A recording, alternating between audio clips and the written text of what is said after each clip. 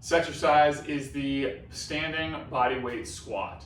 We don't need any weight. We really don't need any equipment at all for this. What you're gonna do is put your feet about shoulder width, maybe a little bit wider than shoulder width, and then we're trying to get down. We don't wanna necessarily shoot our hips back. We're just trying to come straight down and straight up, okay? Now the key here as we come down and up is we wanna try and keep our weight 50-50 between sides. The other thing we wanna make sure of is that we're not necessarily letting the knees cave in, which is really common, okay? Now, if you do have some knee discomfort while you're doing this, what can be helpful, and I'll show you from the side, is this is our normal version, just coming up and down. But if you have some knee discomfort, it might be helpful to push your butt back a little bit. That can make it feel like you're working your glutes a little bit more. But really the goal of a squat is we do want to be working the front of our thighs, maybe a little bit in our butt. Again, coming straight up, straight down.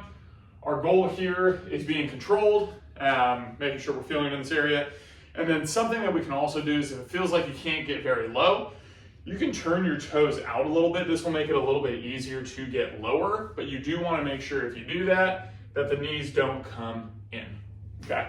Another really common mistake we'll see from people is when they come down, they'll get their weight up on their toes and their heels will come up. You want to just try and keep those heels flat.